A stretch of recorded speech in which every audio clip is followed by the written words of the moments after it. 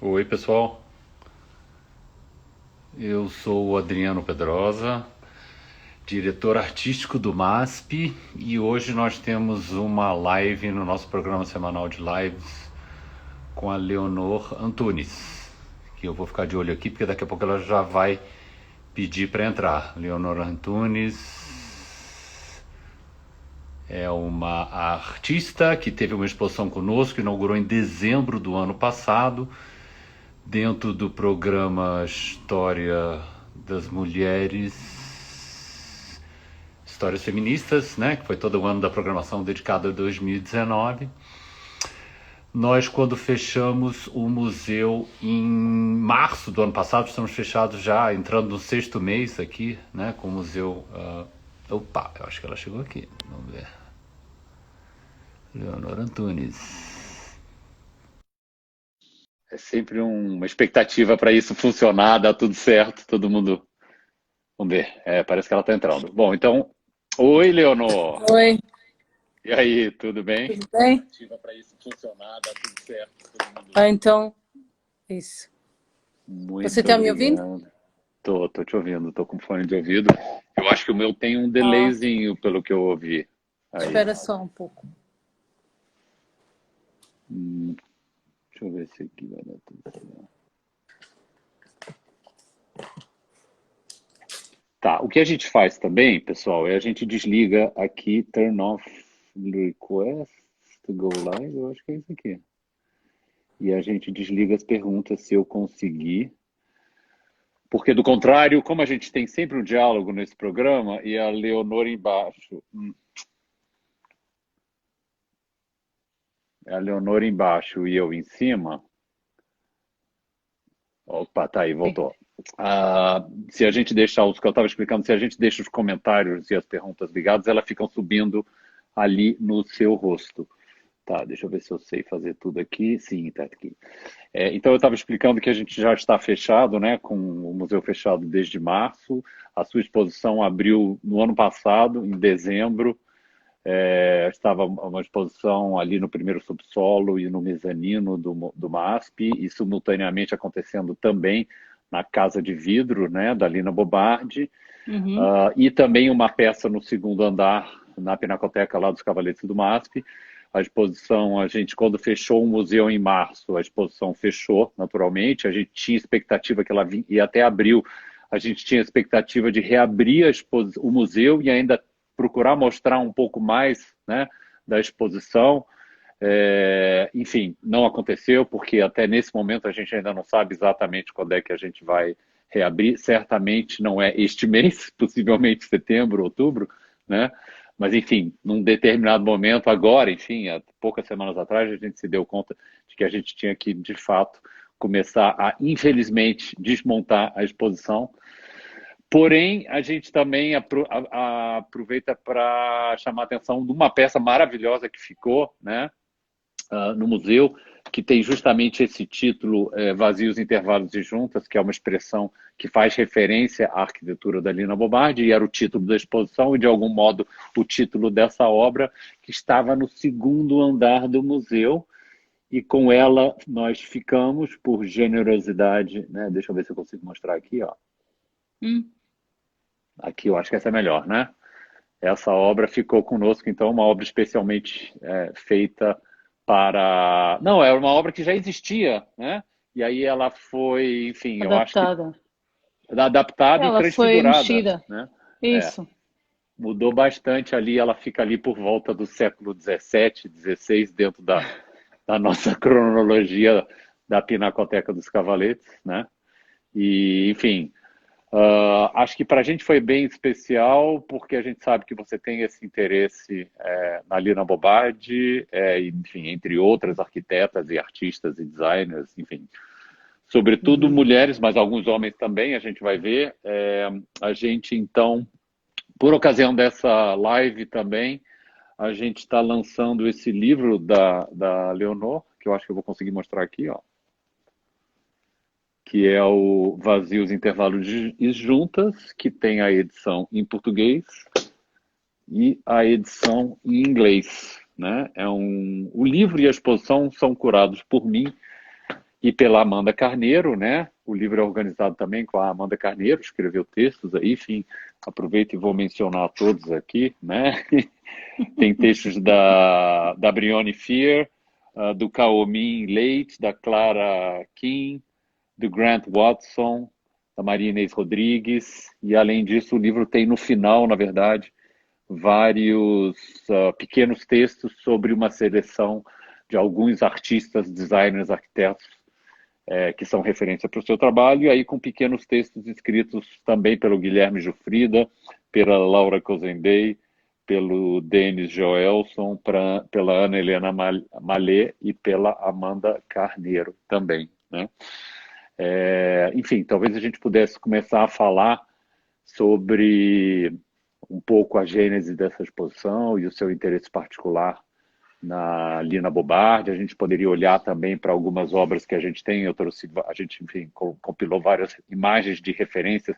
Eu sei que muitas vezes o artista ou a artista não gosta de que essas imagens e referências fiquem tão evidenciadas, colocadas lado a lado, mas talvez aqui num contexto de live que é bem passageiro, não vai ficar gravado, né? A gente possa também fazer isso. Uhum. Tá? Sim. Então, você quer começar falando talvez sobre essa peça aqui mesmo que a gente está olhando? Eu acho que para mim é super interessante ver esse trabalho nesse contexto da coleção, porque eu sou, enfim, já estudo o trabalho da Lina há muitos anos e me interesso pelo trabalho dela há muito tempo. Quando vivi no Rio de Janeiro, tipo, tentei visitar o máximo que consegui o trabalho e fazer mais investigação. 2007, eu acho. Depois, em 2008, eu regressei a São Paulo. Aí fui ver outras coisas que não tinha conseguido ver. Aí também fui à Bahia ver as coisas que ela construiu lá. E nessa altura, mas nunca cheguei a trabalhar muito com esse material. Até porque nunca acontece eu mostrar o meu trabalho nos espaços, geralmente, que são referentes às pessoas que eu estou interessada. E o que eu achei curioso aqui em relação a esse trabalho ser colocado no acervo da coleção é porque, além da Lina Bombardier, também há outras figuras que eu me interesso, que têm a ver com o universo dela. A Lina Bombardier, ela chegou no Brasil, mas enfim, o percurso dela é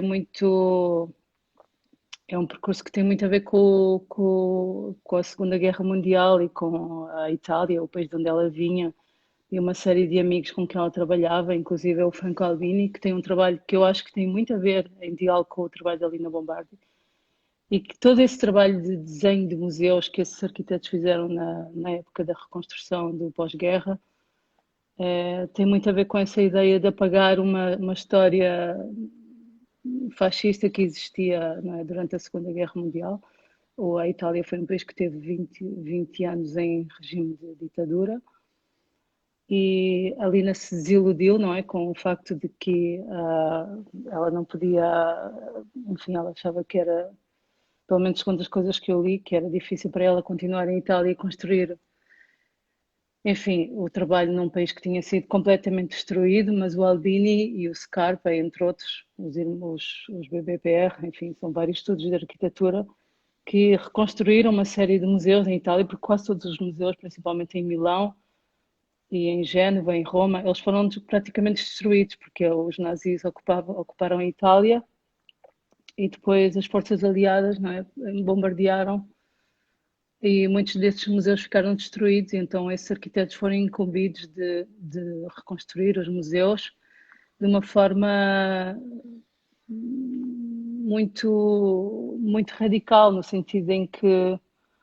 o que nós tínhamos visto até essa altura era que os arquitetos construíam obras monumentais, não é?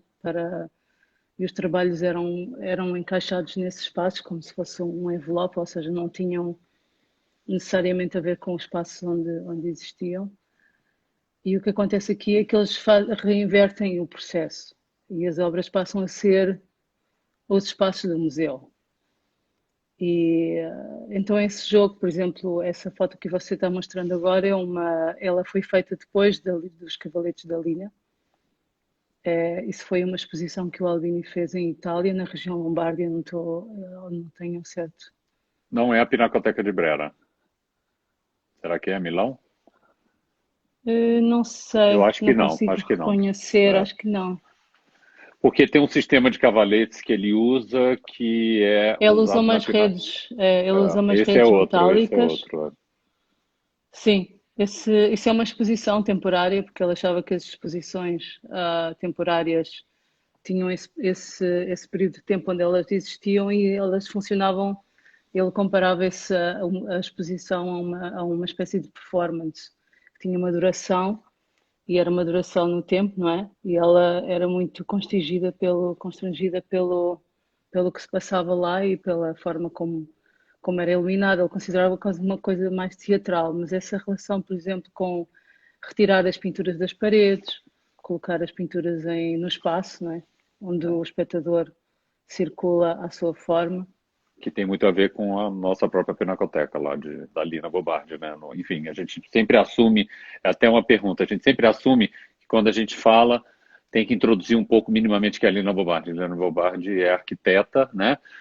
Que concebeu o MASP, o edifício do MASP lá na Avenida Paulista, bem como esse sistema muito particular aí de cavalete de Uhum, vidro, onde uma lâmina de vidro está inserida dentro de um cubo de concreto, e aí as obras, por sua vez, são montadas, são penduradas, né, instaladas nessas diferentes lâminas de vidro. Né? E aí dá essa ideia de um espaço permeável, um espaço sem parede, é um grande espaço, né? Uma grande galeria de 2.000 metros quadrados, dá uma ideia de que as obras estão flutuando, né? Dá uma ideia de tridimensionalização da obra também, porque você vê a frente, vê as costas dela, né? E dá essa ideia de objeto, né? É um objeto que você pode ser visto, não é mais uma janela numa parede, né? É um objeto que você pode contornar e ter uma relação também, uma certa relação de proximidade muito grande, né? Com aquele objeto, ele não está, em geral, quando você vai no museu, que a obra está na parede, tem um afastamento ou tem uma faixa, muitas vezes tem um alarme que você não pode se aproximar. E aí nos cavaletes você dá a volta e vai andando, né? Como se fosse numa espécie de, a gente fala floresta de quadros, né? E aí vai atravessando e uhum. navegando o espaço dessa maneira, né? Que dá uma certa sensação de, enfim, liberdade de você percorrer isso e atravessar todo esse espaço, um espaço muito particular também, né? Ele é bem adequado mais para pinturas e fotografias e obras bidimensionais, e algumas esculturas funcionam muito bem quando elas têm esse caráter instalativo, assim, ou instalativo, ou que ele se estabelece um diálogo muito particular com o surrounding, né? Aquele contexto que está em volta dela, que é o caso dessa obra, né? Porque essa obra você vê, é uma malha, não sei se é possível ver aí com a imagem, né?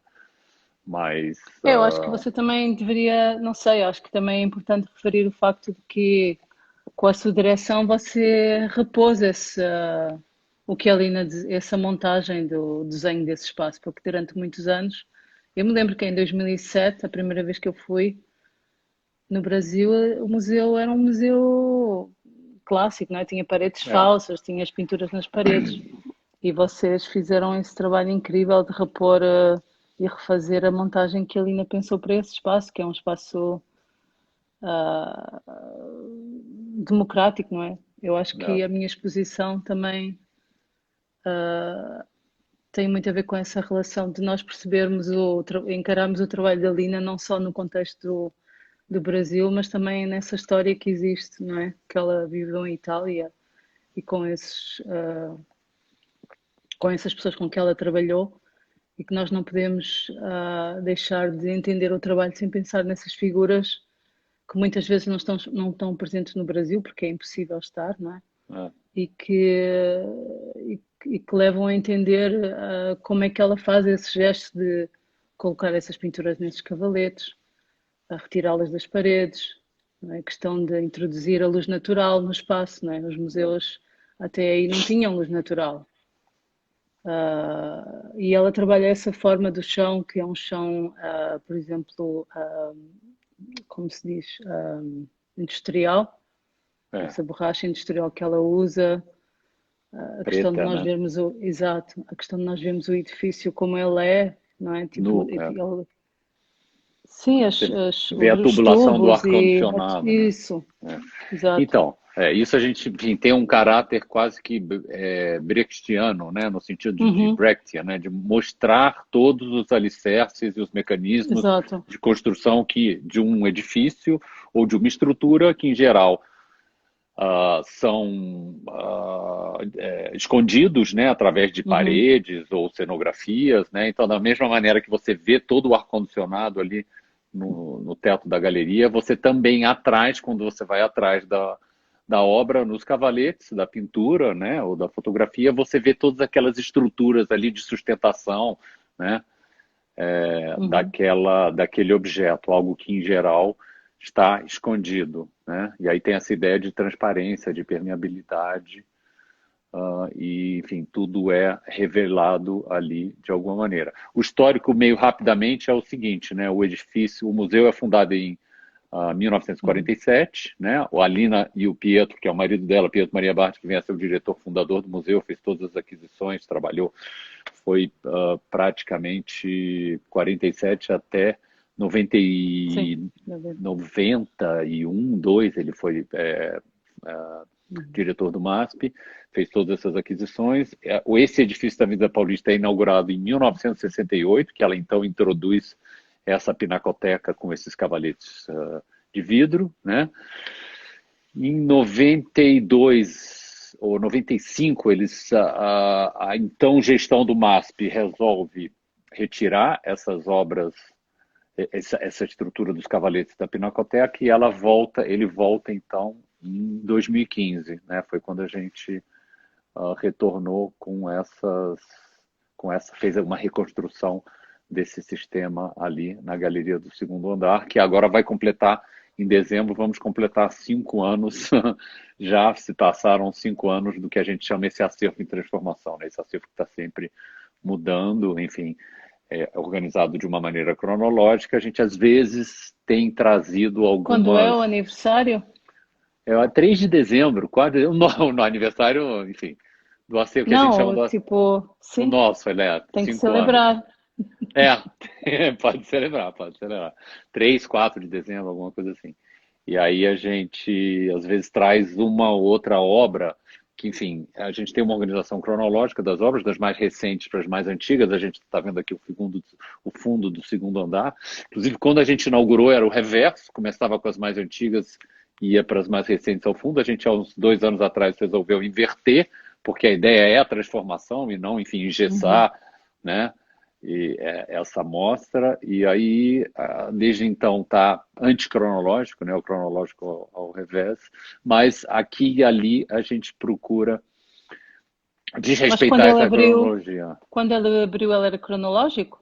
Quando nós abrimos era Não, cronológico, em 2015. quando eles o desenharam. Quando eles Isso. abriram era por escolas. Então tinha Ah, assim isso eu não todas as sabia. obras, escolas, enfim, escolas entre aspas, todas as obras brasileiras estavam juntas, as inglesas estavam Entendi, juntas, as francesas estavam juntas, naquela fotografia clássica preta e branca que a gente vê, né? Ali entendi. a gente consegue identificar. Mas enfim, também sofreu várias modificações ao longo dos anos, né? Mas quem sabe a gente começa a olhar que, enfim, até queria dizer que hoje nos stories do MASP, no Instagram do MASP, a gente tem uma série de slides com as vistas da exposição. Então, quem depois quiser ver essas imagens ampliadas, melhores do que essas aqui diminutas que vocês estão vendo nas suas telas, pode ser visto ali, né? Enfim, mas a gente tem algumas imagens aqui, né? E algumas referências também que a gente buscou, né? Uma Uhum. delas é essa aqui, né? Que se refere àquela coluna ali bem central. Deixa eu ver se tem uma imagem melhor dessa coluna. Caipiras, Paula Pico, É, a exposição. que é uma exposição de 84 da Lina Uhum. Bubardi, que a gente tem aqui tanto a vista da exposição, uma exposição no Sesc No que tinha. Sesc. é, Sim, mas e só para continuar um pouco essa ideia de. Isso é interessante, por exemplo, a ideia de que nessa. Não só a Lina, mas por exemplo o Albini e o Scarpa em Itália, o Albini mais em Génova e o Scarpa mais em Veneza, que são figuras que eu também estudei muito e fui aos arquivos e pesquisei muito, fiz vários projetos relacionados com eles também. Foca muito na ideia de que não existe, por exemplo, o papel digamos, do display no museu, ele não é dado ao historiador de arte, nem ao artista, nem ele é dado aos arquitetos, porque são eles que, nesta época, que, que têm essa visão mais radical sobre a forma Uhum. como quebrar com o passado fascista, do vintênio fascista da ideia da obra ser uma coisa completa, da obra de arte ser uma coisa completamente autónoma. E então esse trabalho encarrega aos arquitetos e não aos historiadores. Eles retiram os labels das paredes, estes trabalhos não têm, como é que se diz? Não têm As legendas. as legendas, que a ideia era que o público observasse as coisas pelas formas que têm, pelas cores e pela uma visão até um pouco formalista, por vezes, mas sem historiografia e sem como você estava falando há pouco, na questão de meter as obras mais antigas atrás e as obras mais contemporâneas na frente, eles não tinham cronologia também. Eles Uhum. misturavam tudo. Uhum. Misturavam objetos do uso diário com objetos de arte, com mobiliário do museu, com a luz natural que entrava no museu. E isso é super interessante. Ela faz isso. Eu Na acho que vitrine das formas, por exemplo, é uma coisa que é feito com Bard, né? Aquela vitrine das exato. formas. Tinha esculturas e objetos utilitários. Eu acho que quando ele fazer as montagens dele é muito mais clássico. Quando ele e a Lina desenhou muitas exposições, não é? Como a gente sabe. E a mim É. interessava muito restabelecer esse paralelo entre o que a Lina fez no Brasil e o que o seu conterrâneo, não é? O Albini fez na Itália e como eles foram se foram mantendo o diálogo, não é? Entre os dois. E ela, inclusive, ele convidou para vir ao Brasil e fazer uma exposição na Oca. Ah, que é aquela imagem eu acho que eu tenho aqui. Vou ver se eu acho. Que é essa imagem aqui, ó. Essa é a planta, né, da oca ali. Pavilhão Nogueira Batista, eu acho que se chama ali no Parque Ibirapuera, em frente, no Parque Ibirapuera aqui em São Paulo, tem aquela grande construção, né, do Niemeyer, que faz parte desse conjunto arquitetônico ali dos edifícios do parque.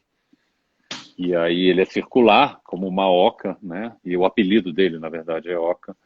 E essa é uma planta que o Albini, dessa exposição que o Albini fez, e essa é uma É, vista, né? convidado pela Lina e pelo Bardi, mas porque o museu não estava aberto nessa época, não tinha o MASP não existia ainda, o espaço físico do o MASP existia, mas não o MASP edifício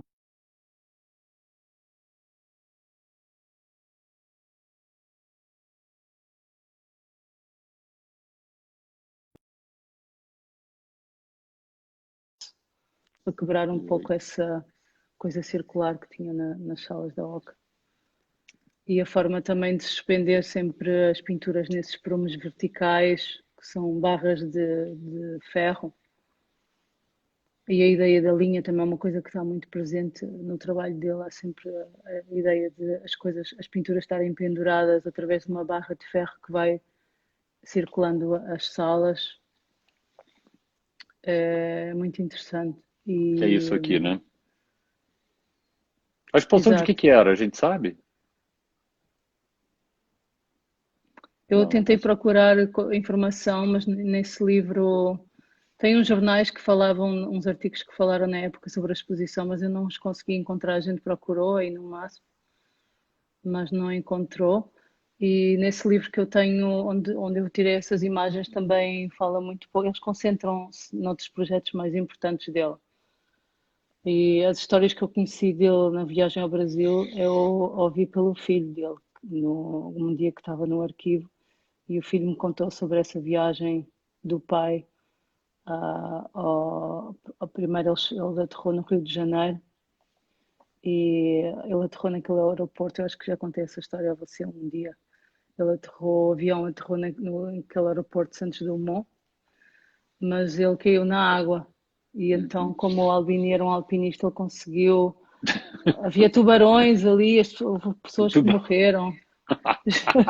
O filho me Isso contou parece uma meio essas. fantasia de italiano 50 anos Não, depois. mas eu acho que é verdade. Ele, como era alpinista, ele teve a inteligência de subir para cima do avião e ficar quieto ali uns dias e sobreviveu.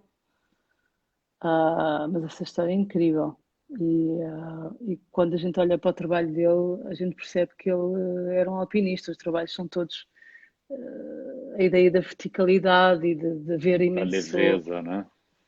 da leveza e do ar, não é? Ver imenso ar e translúcido. E ele não tinha, ele achava que o vazio é um elemento super importante na leitura do espaço. Ao A contrário de gente encher a... E aí, inclusive, nós temos aqui essas duas, inclusive, para fazer uma comparação, então, a cadeira, essa cadeira Isso. do Albini, né? E uma Então, isso é cadeira. uma cadeira para ele, que ele desenhou para uma vila em Itália, Vila Neufa, que é um projeto até bastante mais antigo do que, do que a vinda da Lina para o Brasil. Acho que isso é no início dos anos 40, 41, se não me engano. E ele desenhou esta cadeira e eu achei curioso que quando a Lina desenhou a cadeira do MASP, Que é essa aqui. ela, sim, ela tem, enfim, ela faz esses ângulos nas pernas, mas a construção é muito semelhante. Correlato. E aí eu achei que era curioso fazer essa referência a essas duas cadeiras, não é? Que são construídas em períodos diferentes. Acho que é uma imagem da exposição que mostra esse aí, não dá Essa para aqui, ver bem, né? mas. E então a minha ideia era tentar copiar ou fazer essa ideia de enlargement, ampliação de, das pernas de cada uma das cadeiras e elas são colocadas entrelaçadas, não é? Uma perna de uma cadeira do Albini joga com outra cadeira da perna do MASP, dessa cadeira do MASP. E essa escultura, essa estrutura aqui à direita, né? Que você está olhando, quem está olhando do lado Elas direito, né? parecem uns biomes, eles são cozidos depois Ah, com uma corda, eles estão furados, ou seja, esse sentido da rotação, porque a ideia da cadeira também é que ela se dobra e se desmonta. Então, aqui é o sentido dessa ideia da rotação, da ampliação, não é? Que são características clássicas da escultura, digamos. A ideia de ampliar um objeto e depois, enfim, com o Duchamp, a ideia de rodar, fazer a rotação desses objetos no espaço. Pronto, e a minha ideia era tentar também ligar esses dois elementos, não é? Fazer o pairing, tipo o duplo. Ou seja, uma figura entra dentro da outra figura e não se percebe muito bem se são umas ou se são duas entidades que são separadas e elas estão colocadas em pares no espaço e depois são cozidas com uma corda para criar essa ideia de quase é uma quase total transparência, mas não há, mas também como as malhas se cruzam há um efeito quase óptico de percepção do espaço e tem também de ser um ecrã, funcionar quase como um ecrã para as outras peças que existem na sala. uma espécie de grade também, né? E aí a outra referência do Albini é aqui nessa, que não é a melhor imagem, essa imagem lateral dessa outra escultura escada, né? Deixa eu ver se eu tenho uma imagem aqui no próprio livro, talvez seja melhor de ver por aqui, ó. Talvez possa ser visto Hum. aqui, né? Ali, ó, dá para ver? É esse elemento aqui, né? E essa é a vista. É que essa escada da Lina, para mim, é a grande escultura do espaço do museu.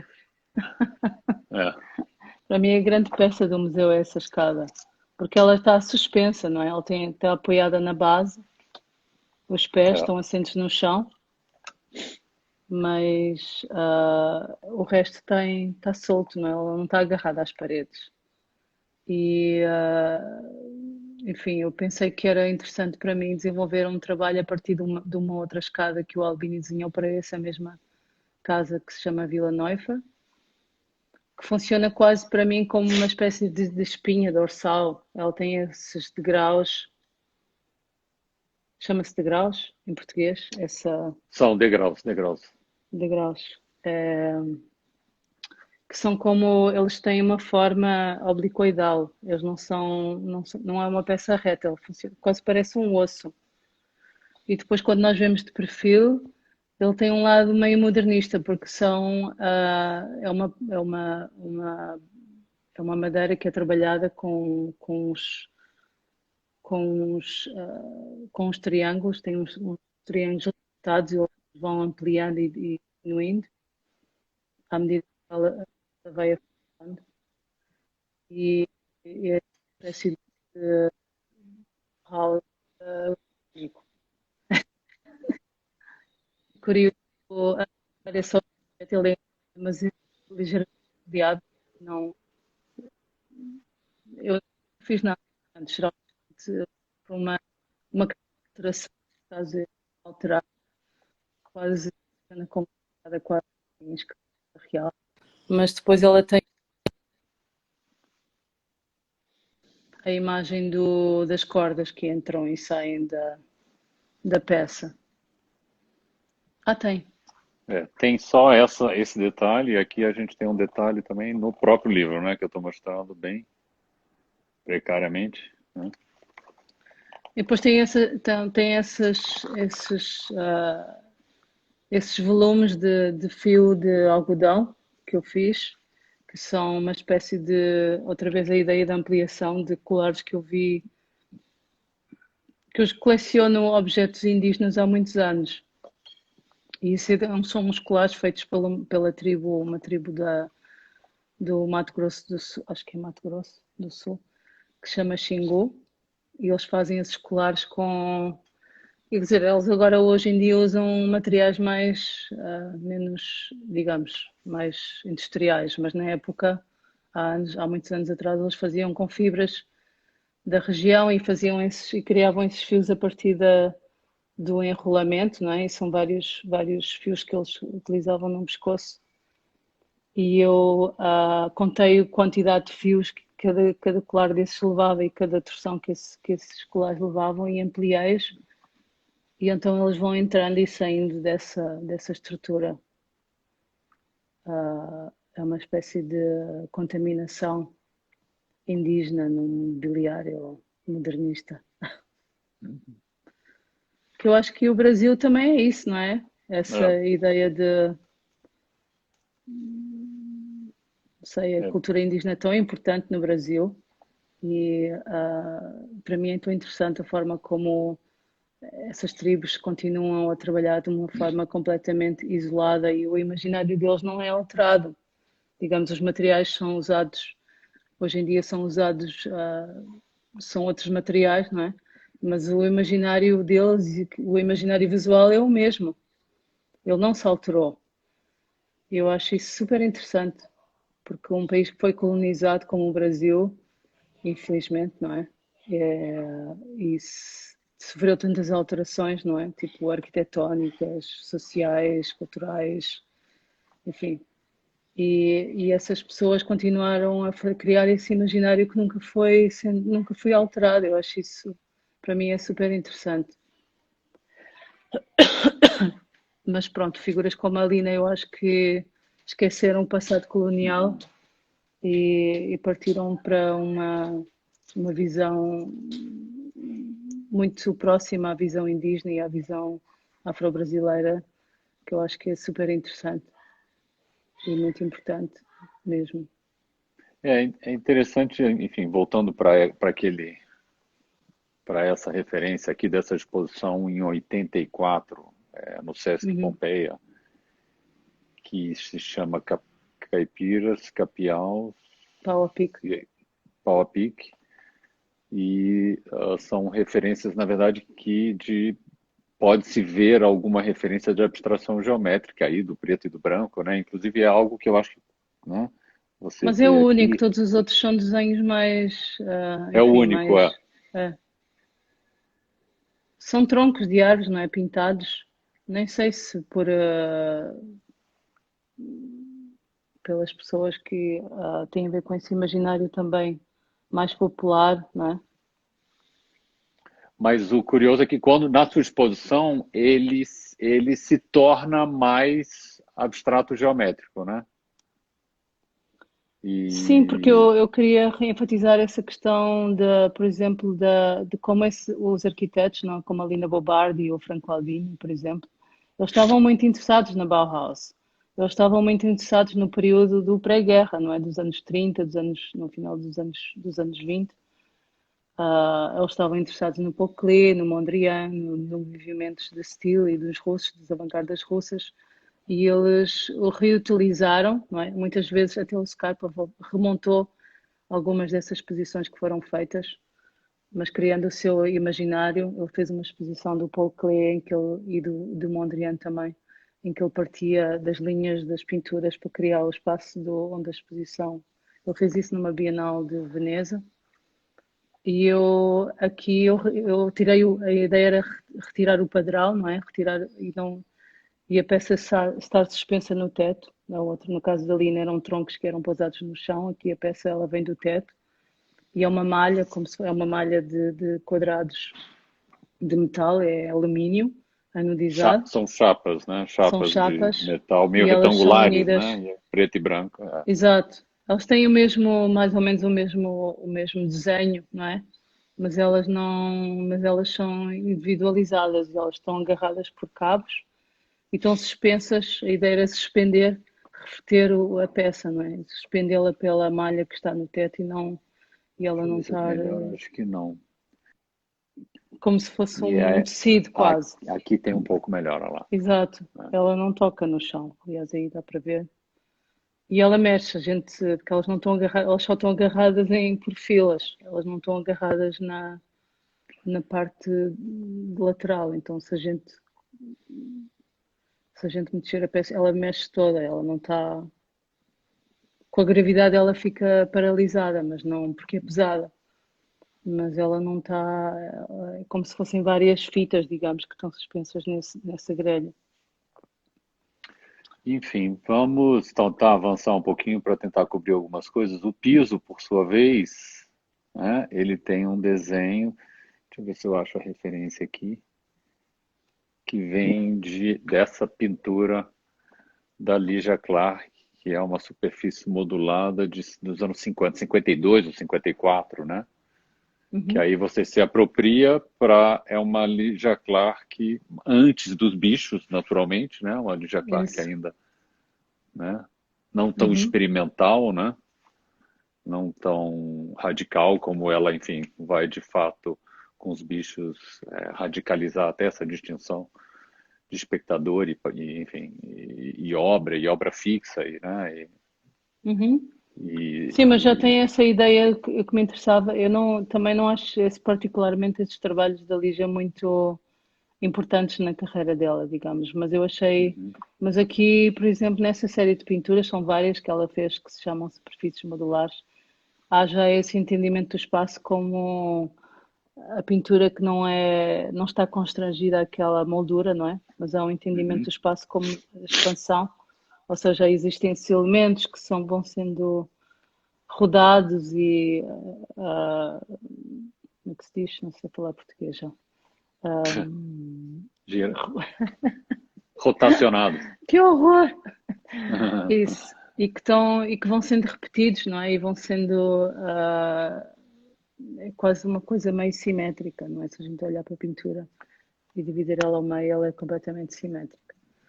Não, o Mas que eu ia dizer é quando. que quando você faz essa transferência da pintura que fica na parede para o chão, que é algo que a gente caminha em cima, né, aí ele ganha uma outra dimensão, de fato. Não é uma dimensão participativa, porque você não consegue modificar aquele trabalho, mas você caminha sobre ele, você entra dentro dele, né? Você está sobre o que seria originalmente uma pintura da Ligia Clark, que é feita Isso. para ver na parede com uma determinada, né, uma pintura dentro dos preceitos modernos, com um determinado distanciamento e afastamento, né? Para você ver na altura do olho, para você ver, né, Uhum. na parede. Então Mas isso cria-se. acontece muito ao longo da exposição, essa ideia de que os objetos são. as culturas fazem referências a partir de outras, mas depois elas são, no espaço, fazem essa rotação, não é? A É. pintura sai da parede, vai para o chão, a cadeira fica na vertical e serve de biombo, não é? Essa Alguma ideia de transposição, alguma isso. transmutação, né? Uma reconfiguração, talvez. Uhum, Nesse sentido, talvez uma outra referência que, enfim, bem rapidamente, só para a gente mostrar, eu tinha a cadeira da Clara Porceta aqui também, mas enfim, talvez a Gego, né? Que é é a medieval. exposição que a gente, na verdade, inaugurou ao mesmo tempo, né? A exposição da Gego, dessa artista venezuelana já falecida, Uhum, e que, enfim, também é uma referência interessante para você, que é algo que a gente pode ver naquele trabalho lá do uhum. segundo andar, né? Naquele que a gente tinha visto lá na Pinacoteca. Deixa eu ver se eu volto aqui para ele. Isso, eu, na verdade, comecei a fazer essa série de esculturas um pouco pensando no trabalho da Gego, mas também pensando na ideia na escola da Bauhaus e na figura por exemplo, da Annie Albers. Você falou É, na Cara Porceta, então eu fiz uma exposição em que relacionava a figura da Lina Bombardi com a figura da Clara Porceta. Para Clara Porceta também era uma arquiteta, designer que emigrou, que era cubana e que emigrou para o México, e ela desenvolveu todo o trabalho dela no México. E ela também, embora ela não tenha feito arquitetura, ela fazia mobiliário, mas ela também fez muitos desenhos de exposições. E inclusive ela foi a pessoa responsável por trazer a Annie Albers ao México. Foi a partir daí que os Albers se interessaram. Eles interessavam-se muito por colecionar tecidos mas como ela era amiga, ela tinha estudado, a Clara Porcel tinha estudado com a Joseph Albers em Black Mountain College, eles ficaram amigos e aí ela trouxe-os para o México. Ela foi uma espécie de introdutora da parte dos tecidos pré-colombianos no espólio do trabalho deles. E eu comecei a desenvolver essa série de trabalhos, não é esse que está aqui, mas esse também, pronto, tem a mesma forma de trabalhar os tubos e o arame, mas sempre pensando na forma como a Gego unia ou fazia os nós nos trabalhos dela. Ela era completamente autossuficiente, ela trabalhava sozinha no ateliê e ela encontrou esse método de trabalho como não tendo que recorrer a outras pessoas e a outros, não é, a outros manufatores para conceber o trabalho dela. Ela trabalhava sozinha e fazia-se, e ela encontrou esse método de fazer essa junção desses superfícies rígidas através do arame que vai fazendo esses nós. E que, enfim, eu acho o trabalho dela também muito, muito interessante e também faço associações, por exemplo, embora, enfim, mais tardiamente, mas, por exemplo, quando uma pessoa vê essas figuras que ela construía no espaço, a gente pensa no trabalho do Buckminster Fuller, por exemplo, na ideia de arquitetura como uma estrutura flutuante que não tem um espaço definido, mas pode ser montada em qualquer outro sítio e rapidamente, não é? Essa ideia também de ser uma coisa quase mais temporária. uma espécie de rede É, rizomática também, que se transforma, também se sim, transfigura, que ocupa, né? De maneira distinta, né? Vamos tentar, a gente na verdade já está se aproximando aqui do fim, quem sabe a gente olha um pouco para as imagens que a gente ainda não olhou da da Casa casa. de Vidro, né? Deixa eu Uhum. ver aqui, é uma vista mais geral, bem pequena, difícil ver aí, mas tem essa imagem aqui, eu acho que dá para ver bem essas esculturas em metal, né? E aí você instalou esses tubos, né, do chão ao teto. Para mim era muito, enfim, essa casa é muito importante para mim e para mim foi super difícil saber o que fazer, o que alterar, o que introduzir. Porque existem muitas casas, museus no mundo, enfim, não existem muitas, existem algumas, não é?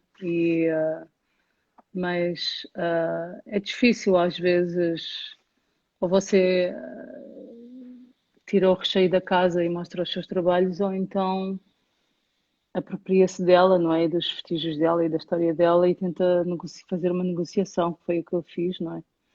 E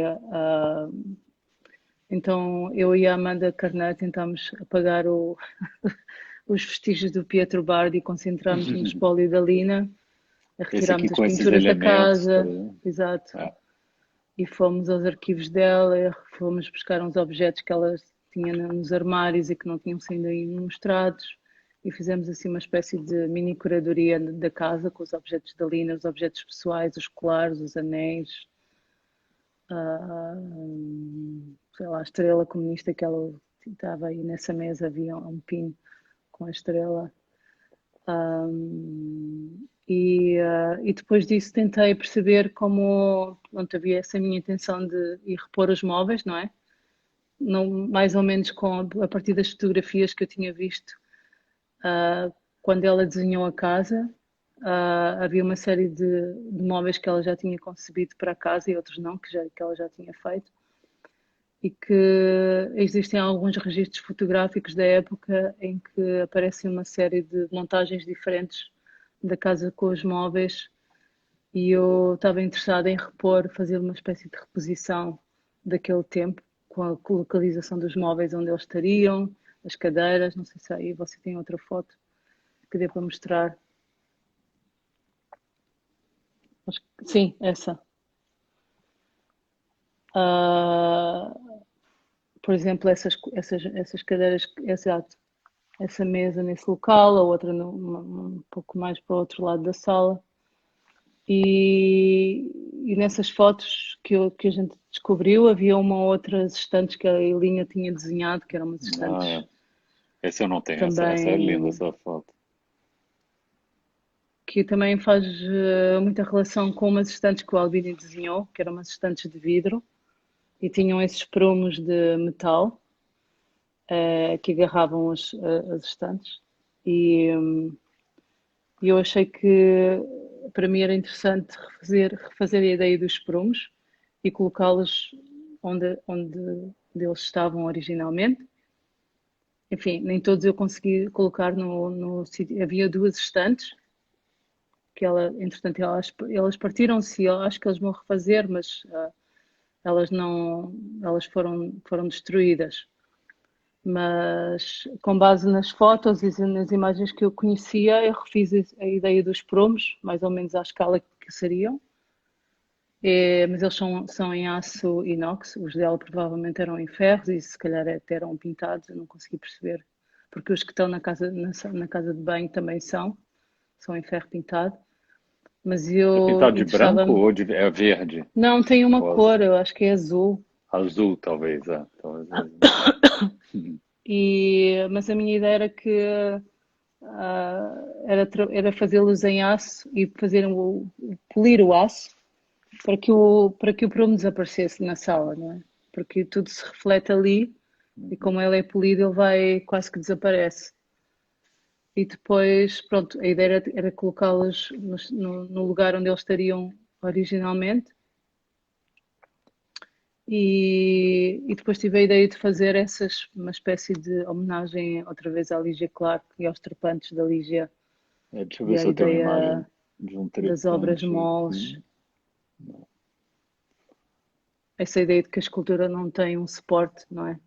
E que se vai adaptando onde está e também criando uma espécie de paralelo com a vegetação e com essa vegetação incrível que existe à volta da casa, que é tão preponderante e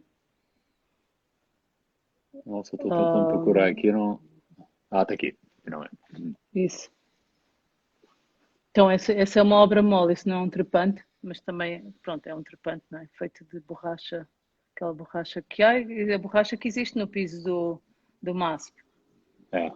aquela borracha riscada que é usada no chão. Mas essas são feitas em aço também, uma chapa de aço, é uma espiral que é recortada numa chapa e depois é polida e que depois é retorcida, cada espiral é retorcida à volta desses promos. tentando mais ou menos Aí controlar, temos que é essa difícil também. controlar o. Exato.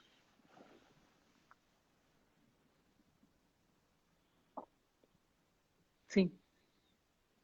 Mas é também esse jogo de forças, não é? Porque é difícil controlar como a obra vai ficar suspensa nesse prumo. Porque, por um lado, há a tentativa de não machucar o metal, porque é uma chapa muito fina, de aço. O aço é um metal muito rijo, embora a chapa seja muito fina, é muito difícil por ser fina, de não machucar, não é? Não fazer essas marcas ou vincar o metal. Mas também, pronto, é uma espécie de contradição entre ver uma chapa de aço, não é? Que é difícil de controlar, mas ao mesmo tempo, quando ela é suspensa nesses prumos, ela quase que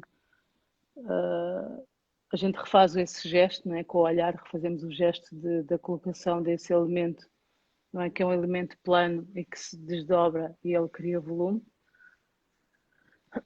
que é uma questão que também existe muito presente em algumas esculturas que eu faço, né? Essa questão de se trabalhar o plano e depois ele, quando passa para o espaço, ele cria volume e cria formas. Mas ao mesmo tempo a gente não percebe muito bem como é que ele se apaga nesse contexto, não é? Ele vai se diluindo nessa paisagem, nessas formas e no reflexo com as plantas e ele parece Agora, uma folha ou aqui tem um uma... detalhe, né? Agora, essas quatro, por exemplo, isso é um trabalho só ou é cada um é um Isso. individual? Ou ele pode também se reconfigurar numa disposição diferente, né? Então, eu não sei se pode dizer isso já, mas acho que eu vou dizer porque eu acho que é uma coincidência incrível, que foi um colecionador que vive em Belo Horizonte, tem uma casa do Zanini Caldas, que é uma casa incrível, e é uma casa museu, mas ao contrário de muitas casas que eu conheço que são casas museus, essa casa não existe. Tem uma coleção, que é a coleção dele, mas ele não tem, ninguém vive na casa. Tem uma curadoria incrível, tem uns trabalhos incríveis dentro da casa. Eles agora vão ficar com um desses grupos. Há um grupo inteiro desses. Uhum. Isso. E é interessante como ele vai passar para outra casa, mas é uma casa que não é uma casa racionalista como a casa da Aline Bobardi, é uma casa feita pelo Zanino Caldas, que era também Uhum. um designer incrível brasileiro. E a casa é muito bruta, não é? Tem aquelas madeiras todas trabalhadas e os móveis. A casa tem imensos móveis dele, quase os móveis são todos dele. E é interessante como é que ela vai, ela vai conseguir habitar outro espaço, que também é uma casa, não é? E Ô, eu acho que Leonor, achei super curioso. eu acho que Vai eu nunca terminar cheguei. Não, vai terminar, mas a gente pode só tentar falando. Eu não vou me incomodar se cortar de repente. Quero agradecer a você de todo modo, mas eu ainda queria que você falasse um pouco, agradecer a você, enfim, a Amanda Carneiro dessas. também, mais uma Sim, vez que curou a exposição e isso. organizou o livro, que é um livro, inclusive, publicado pelo Mudan também, o Museu de Luxemburgo. Então, agradecer a Suzanne Cotter também, agradecer as suas galerias que trabalharam conosco, deram, Uhum. né, suporte para o livro, tanto a Galeria Luiz Estrina, Curi Manzuto e a Marian Goodman. Mas eu queria, enfim, que você tentasse falar um pouco também, porque a gente tem aquelas três mesinhas ali, né? Que a gente está vendo, essas três esculturas. Vou ser muito rápida. Então, essas mesinhas, elas são umas esculturas que eu fiz há uns anos atrás. Elas não foram feitas para essa exposição, mas a gente achou que era curioso mostrá-las aqui. E elas eram 12. Cada forma desse tampo, eles são feitos em latão. Tem uns pés de latão e depois tem um topo em cimento, concreto. E cada dessas formas vem de uma janela do Sesc Pompeia, do edifício onde estão os desportos. Mais uma vez, aqueles E recortes orgânicos, assim, que, né, de furo vira sólido, de vertical vira horizontal, também tem uma certa isso, transposição, né? De negativo vira positivo, isso, né? E uma ela escala depois também utiliza menor. aquelas, exato, e depois ela utiliza aquelas grelhas, né, aquelas treliças de madeira que a Uhum. gente pode deslocar, não é? E que fecham a Ah, janela, ela não tem vidro. Por isso elas aqui são um cast de concreto a partir moldadas, né? de uns tapetes mexicanos que são tapetes feitos em palma, tecido à mão, e que quando se aproximamos ela tem Uma essa impressão gradezinha, do né? tecido. Uma grade, na Exato. verdade, orgânica, então, né? E depois os É. pés são duas barras de latão que estão torcidas e não são soldadas, têm uns parafusos e que dão estabilidade, que o peso do concreto dá estabilidade à peça, não é? Ela fica estabilizada pelo peso dessa placa de concreto que está pousada em cima. Eu acho que a gente tem alguns minutinhos, então eu vou ainda abusar aqui. E, enfim, agradecer a Leonor mais uma vez e abrir Eu aqui que os comentários para agradeço. ver se pode haver alguma pergunta, algum comentário. Enfim, a ideia era que a gente terminasse a exposição, a Leonor ia voltar, né? A gente tinha várias ideias, enfim, planos para fazer diferentes encerramentos, inclusive com esse livro, que, enfim, já está Nossa, eu fico disponível. super orgulhosa, só que já agora aproveito por ter feito essa exposição com vocês e adorei trabalhar aí com vocês, com você, com a Amanda e com a equipe do museu e foi assim um super privilégio para mim. A gente já estava falando nessa exposição há tantos anos, não É. é? E agora com o livro eu acho que vai ser uma. A gente não vai fechar o assunto, não é? Ele vai Não, ficar. Estou super curiosa de ver o livro, ainda não vi o livro, tá mas. aqui, tá aqui o nosso livro. Ele tem essa capa de acetato, né? Que tem essa ideia, né? Uma ideia de diferentes Uhum. texturas também, que é alguma coisa de transparência, de camadas, né? Que eu acho que tem também no trabalho de alguma maneira. O design é do Estúdio Campo e da Paula Tinoco, também, que a gente trabalhou bastante nisso. E aí Uhum. tem essas duas edições separadas, uma em português e uma em inglês.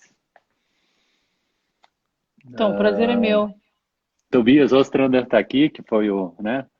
Tá dando um alô aí. Rei Tobias, que era Oi, curador-chefe do Tobias. Paris Art Museum, né? Quando a Leonor fez uma exposição lá, há alguns Exato. 5 anos, eu acho também. Um prédio que, Acho na que verdade, mais. tem uma certa inspiração de Lina Bobardi, né? Tem, É, claro. é. Tarsili- Completamente. Tarcilinha do Amaral são sempre nossos amigos aqui que assistem a gente. Pessoal, muito obrigado aí a todos vocês. Leonor, muito obrigado mais uma vez. Eu espero a gente se encontrar em breve, então. Sim, eu também. Tá bom? Obrigada, Amanda também. Obrigada. Obrigado. Tchau, um beijo. Tchau. Tchau, pessoal.